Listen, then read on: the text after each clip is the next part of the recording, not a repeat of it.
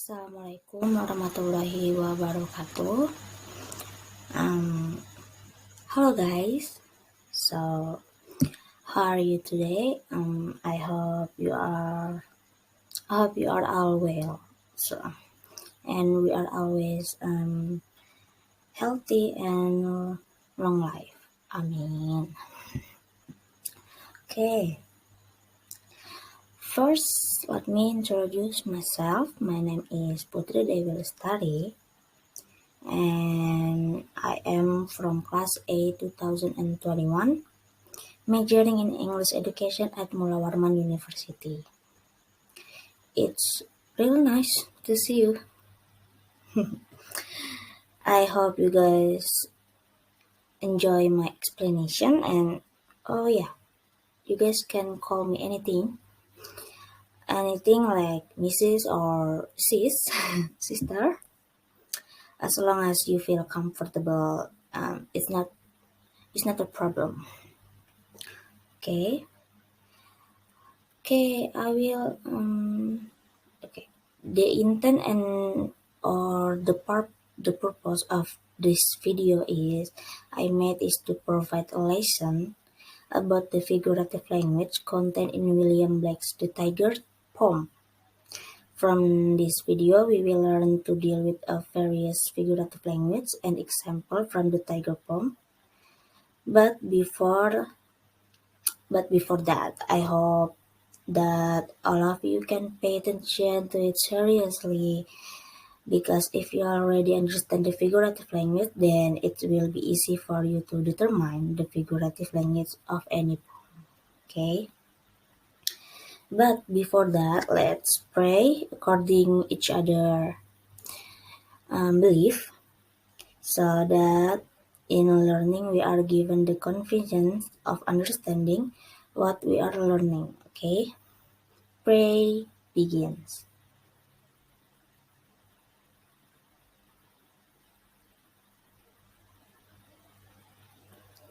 Amin. Okay, praise done. Okay, let's start our lesson today. Our lesson is about our material is literary in the Tiger poem by William Blake, figurative language. So we're gonna learn about figurative language, of course.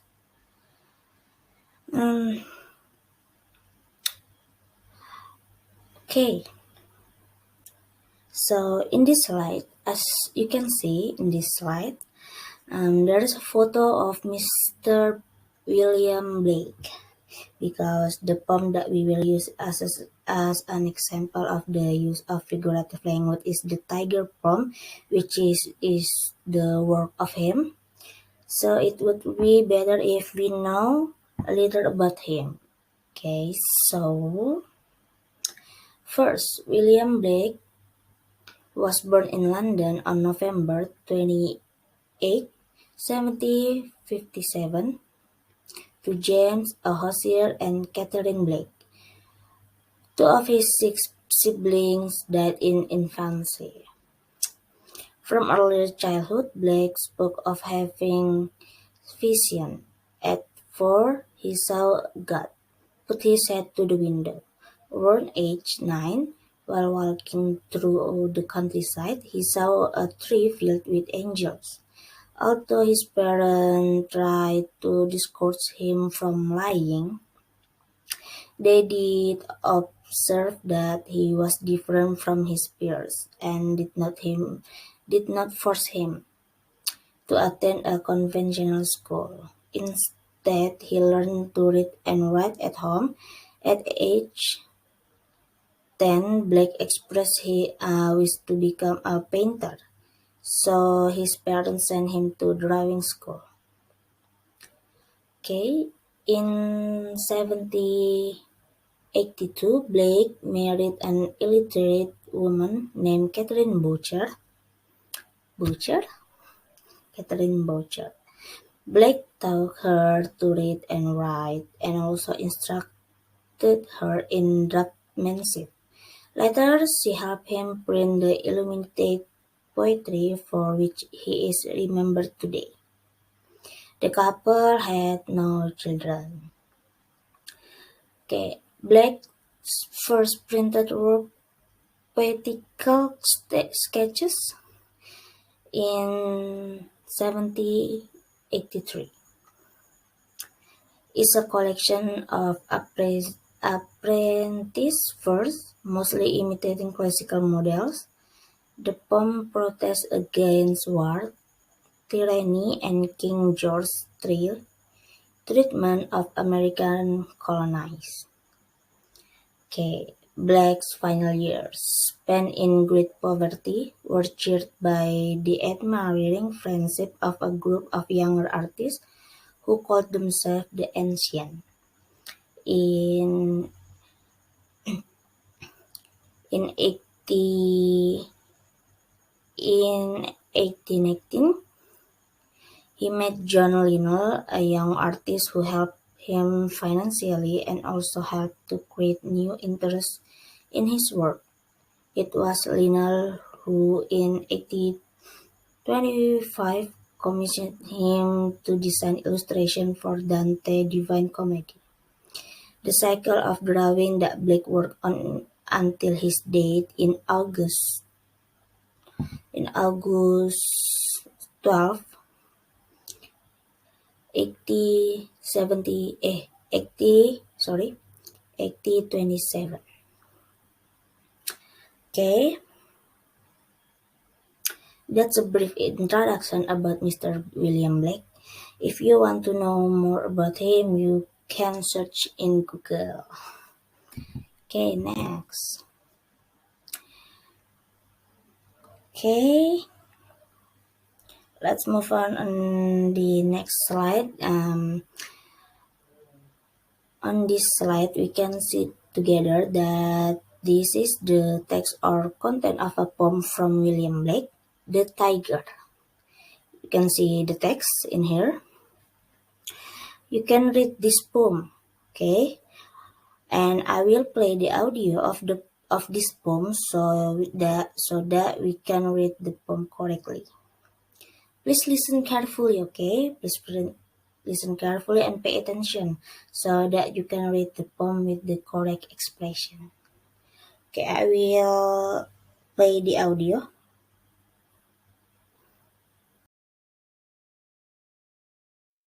Tiger, tiger, burning bright in the forests of the night, what immortal hand or eye could frame thy fearful symmetry? In what distant deeps or skies burnt the fire of thine eyes? On what wings dare he aspire? What the hand dare seize the fire? And what shoulder and what art could twist the sinews of thy heart? And when thy heart began to beat, what dread hand and what dread feet? What the hammer, what the chain, in what furnace was thy brain? What the anvil, what dread grasp dare its deadly terrors clasp? When the stars threw down their spears and watered heaven with their tears, did he smile his work to see?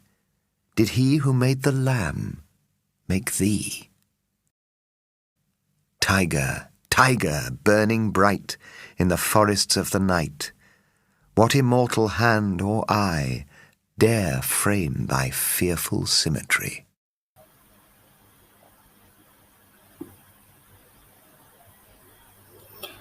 Okay, that's it. That is the audio. Well, the audio of the poem The Tiger by William Blake. Okay, next slide. Okay, this is a short introduction to poetry, The Tiger. Okay. The Tiger by William Blake consists of 6 stanzas, and with each stanza consisting of 4 lines. The poem flows with a rhythmic synchronization, AABB. So the poem is use the form AABB rhyme scheme, okay? The main themes of the poem The Tiger are religion, sense of wonder and awe, and the last is creation. Religion is an important theme in the poem The Tiger. Religion play a significant role in the life of people in the 18th and 19th century, and the church was a powerful institution. While against organized religion, William Blake conformed to Christian belief and explored the absolute supremacy of God. Sense of wonder and awe, the speakers express many emotion as the poem progresses, dominant among which is the sense of wonder and awe. The last is creation. The power of creation as well as the daring and intent behind it is addressed in the poem. The speaker inquires as to what kind of hand and mind would be behind the forging of a creature as powerful as the tiger. Okay.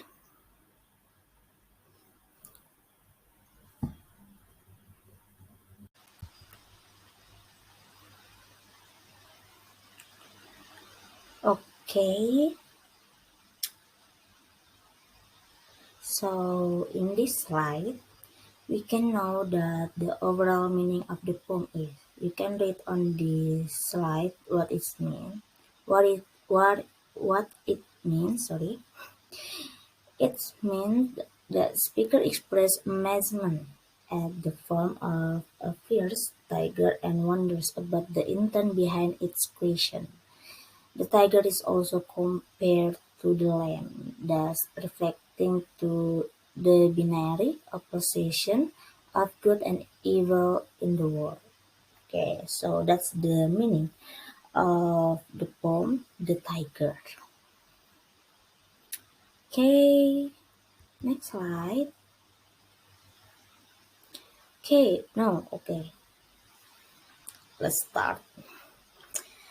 Um, Now we are entering the slide, which is figurative language.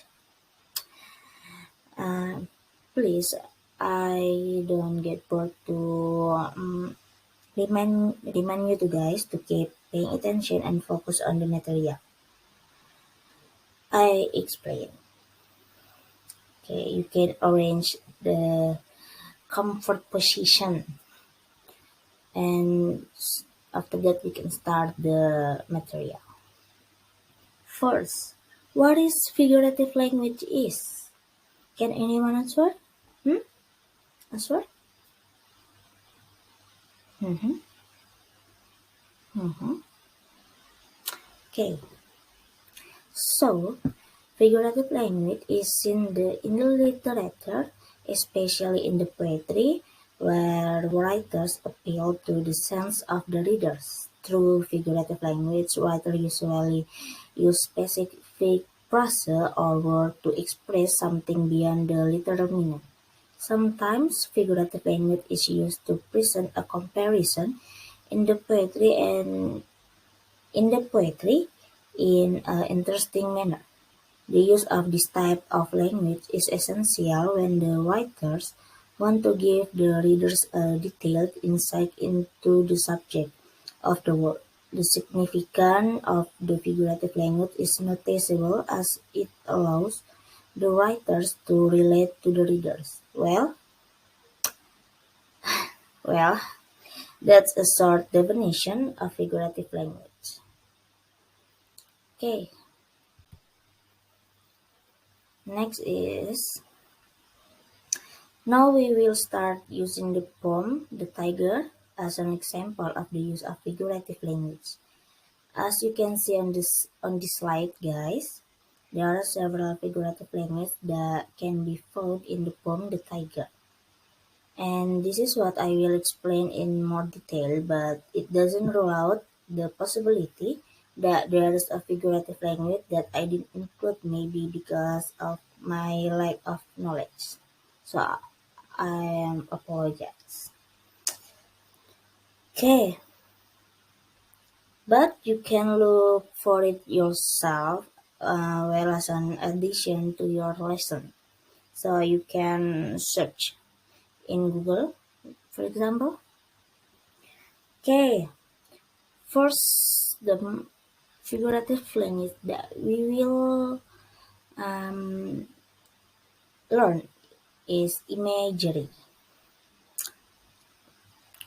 Does anyone know about imagery in poetry, or does anyone have heard about it before? Hmm? Okay, let me explain. First, let's define what is imagery. There are several types of imagery, and they are generally serve a similar function. To better understand the function of imagery, poetry, and literature, how it can be achieved through various other literary devices, let's take a look at the imagery definition. Imagery is a literary device used in poetry, novels, and other writing that use vivid description that appeals to a reader's sense to create an image or idea in their head. Through language, imagery does not only paint a picture but aims to portray the sensational and emotional experience within text. Imagery can improve readers' experience of the text by immersing them more deeply, by appealing to their sense. Imagery in writing can aim at a reader's sense of taste, smell, touch, hearing, or sight through vivid description. Imagery can be created using other literary devices like similes, metaphors, or onomatopoeia. There are 7 different types of imagery that writers use, in one way or another depend on the reader's sense. Let's take a look at all the types of imagery that are most commonly used in literature. First is visual imagery.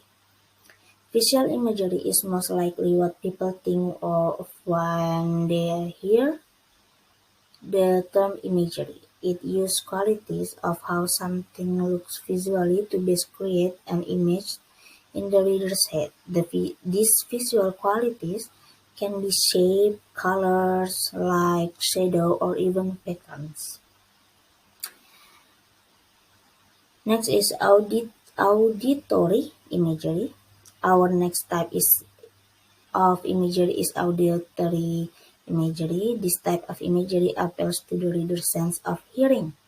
Creating an auditory experience through text can be difficult, but it can also be necessary for a story or plot.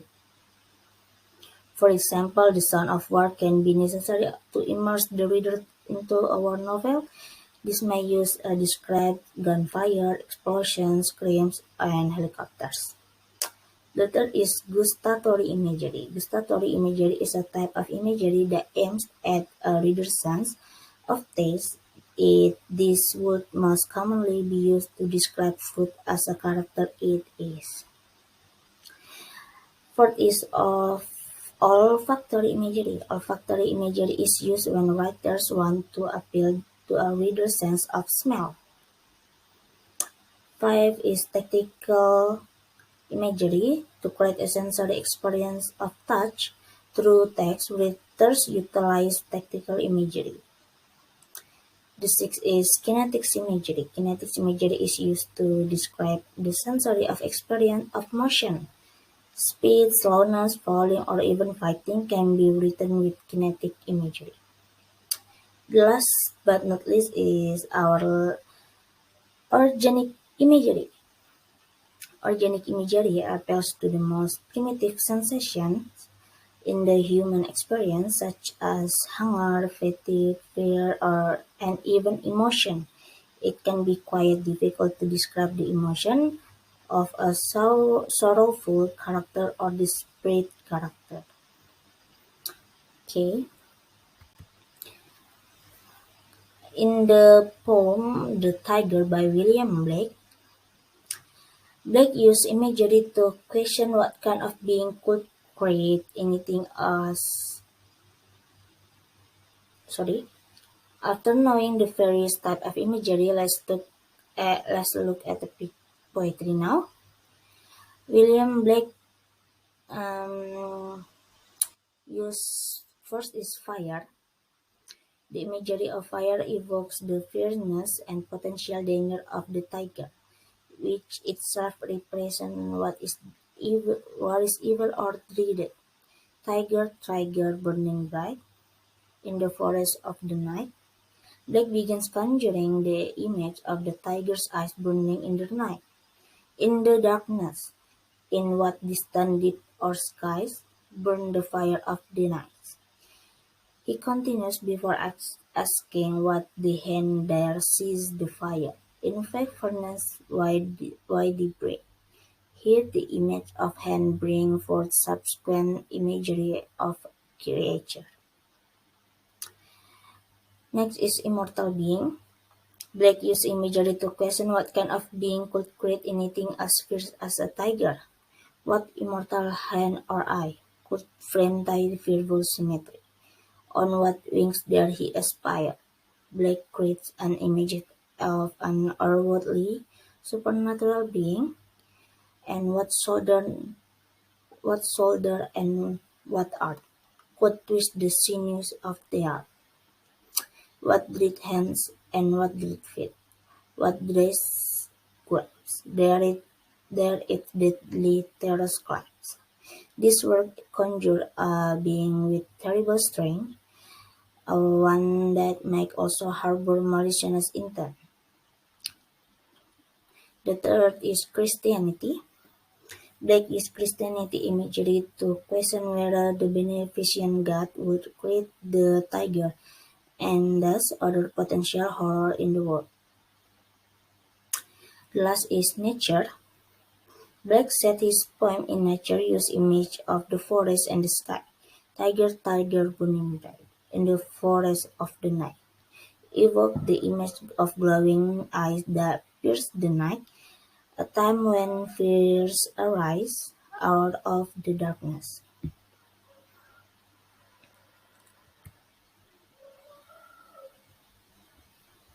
Okay, next we have metaphor.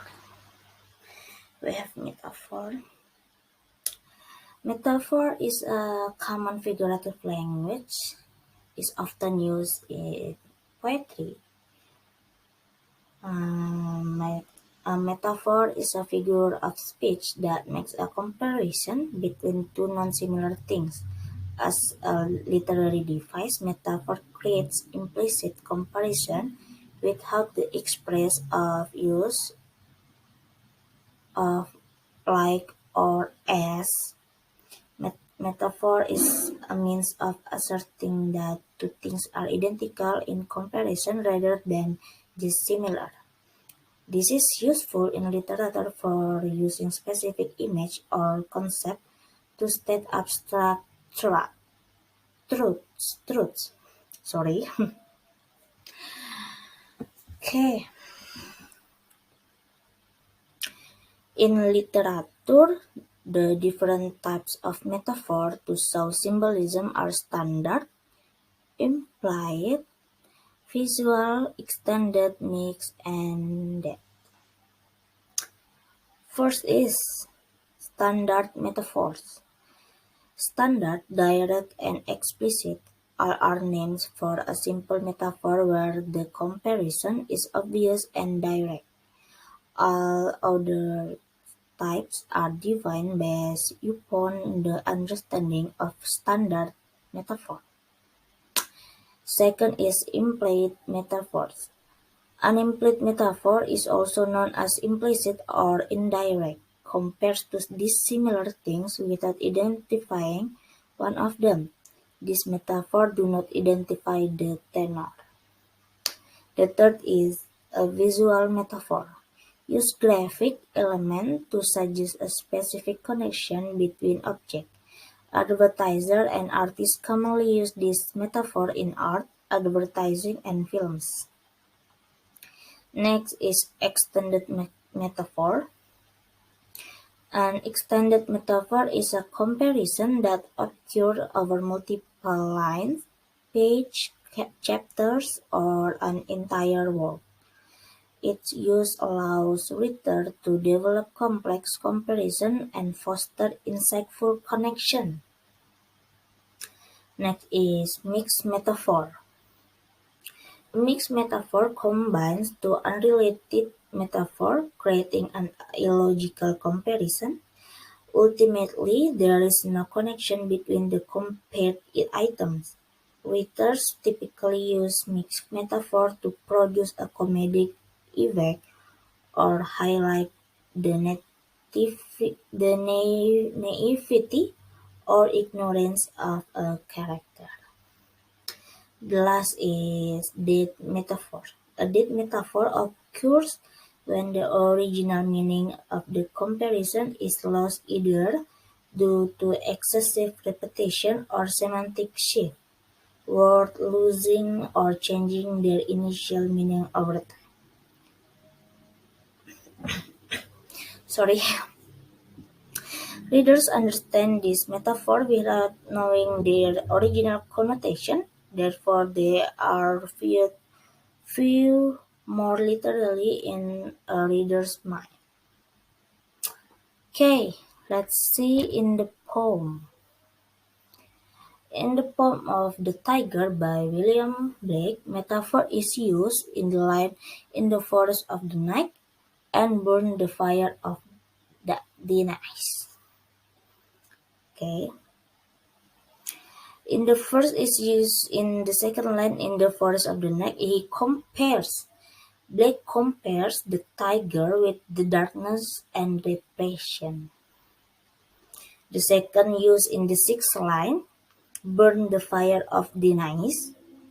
He compares its eyes with fire or something evil. Okay. Next is personification. What is personification? Does anybody know? Raise your hands. Okay. Personification is a type of metaphor poet used to give human characteristics to non-human beings, inanimate objects, or abstract ideas. Therefore, personification is classified as a type of figurative language that is not meant to be taken literally. The purpose of personification, because poetry tends to be shorter compared to other types of fictional writing, poets incorporate various techniques to add depth and meaning to their work. The effect of the personification is personal connection. Taking a typical object and describing it with human characteristic creates a personal effect to the poet can exploit. And engaging imagery. By incorporating personification throughout a poem, readers are more often engaged in what they are reading. And last is develop creativity or imagination. As poets employ the use of personification, the reader is provided with the opportunity to engage the creative aspect of their mind by imagining what has been created within the poem. And figurative language personification used in The Tiger by William Blake. Personification is giving an animal or inanimate object the qualities of a person. So, we can see that on a personification, the word immortal hand or eye mentioned in the first and last stanza is that of God, and the he used in his hand and eye to marvel the powerful beauty of the tiger and wonder at its creator. The author used a lot of personification in the poem.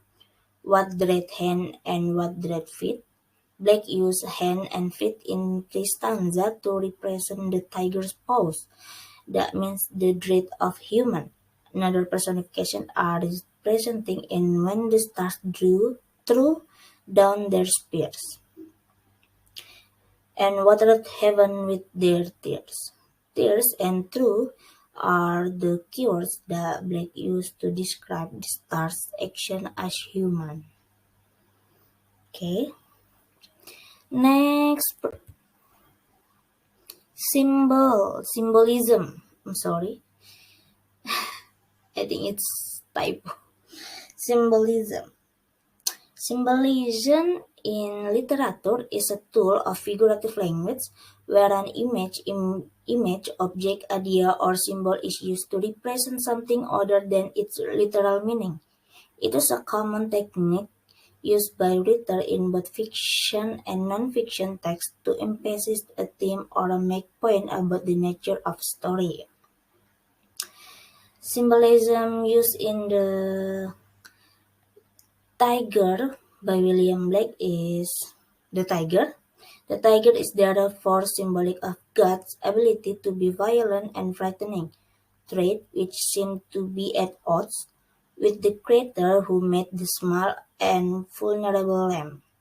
The tiger then also represents the unknowability of God. Human can love God and be in awe of his creation, but it can never hope to fully comprehend the way that God operates within and convince of the world. Second is fire. The poem picks up on the visual appearance of the tiger, its bright orange striped coat, and associate this with fire. This helped to characterize the tiger as dangerous and destructive, and to generally create a tense atmosphere throughout the poem. The last is industrial tools. The first stanza is the only one which the speaker images the tiger creator using tools. These tools symbolize certain types of creativity in which skills and vision alone are enough. And additionally, the hammer, chain, furnace, and anvil are all distinctly industrial. This choice of symbol evoked the Industrial Revolution, which was at full pace during Blake's lifetime. During Blake's lifetime.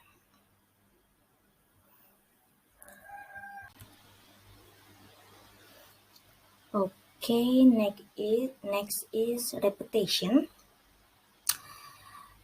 Repetition is a common component of poetry and may appear as a single word or phrase used throughout a poem or as an entire stanza used repeatedly. Different poets have used repetition in poetry to achieve many different ends, ranging from emphasizing a particular point to making a poem easier to memorize. It is often used to supplement or even replace some formal component of poetry, such as meter and rhyme, as well. Repetition may also refer to the repetition of specific sound to produce particular effect, such as alliteration or rhyme. Okay, William Blake.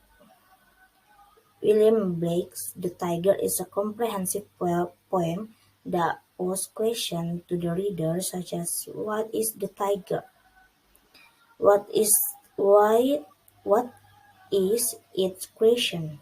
Blake also used the tiger as a metaphor for the good and evil in the world. Blake emphasizes the tiger creation by repetition of the tiger, tiger, burning bright. From the first verse of the poem to the last verse to the poem. There is also repetition of there, heard, and did he throughout. Okay. Now we are in the last material, which is rhetorical question. Rhetorical question is asked when the speaker already knows the answer and it is not expecting or needing any information from the listeners. Someone use this kind of question, they are needlessly asking something in order to place emphasis on it. Someone make us, "Are you stupid?"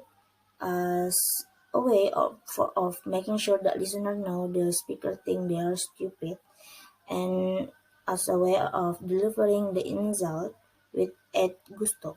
It can come across more cruelly and impactfully than if someone simply said, "I think you are stupid." William Blake has used a series of questions in this poem to emphasize his point, such as given below, like what the hammer, what the chain, in what furnace was thy brain, what the anvil, what did grace. Okay, okay. Finally, I finished my explanation. Hope you all can understand my explanation well. Now here I will give you an easy task to check your understanding of my explanation earlier. The first is to make a simple summary, a short summary. The import the most important thing is that you can understand it. So it's that it can be short as long you can understand, as long as you can understand what I have been explained. And secondly is with the explanation I gave earlier, I ask you all to try using other poem and then look for the existing figurative language, or if you can, or you can still the same poem, the Tiger by William Blake, and try to find another figurative language. Try to determine if there is another figurative language that um, not I am include in this explanation in this lesson. Okay. Okay. The conclusion. Conclusion is that there are many kind of figurative language. I'm sorry, that's typo. Figurative language, and of course, every poem has its own figurative language depending on who the creator is. With this little explanation from me, hopefully it can increase our knowledge about figurative language in poetry. I think that's all from me. I hope the knowledge that I convey can be useful. Sorry if there is a mistake. Say, and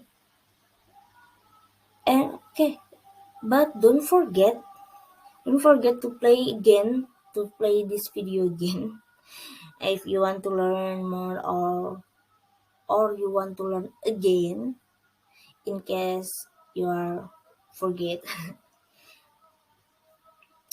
You can play again this video. Okay. Wassalamualaikum warahmatullahi wabarakatuh. Bye guys.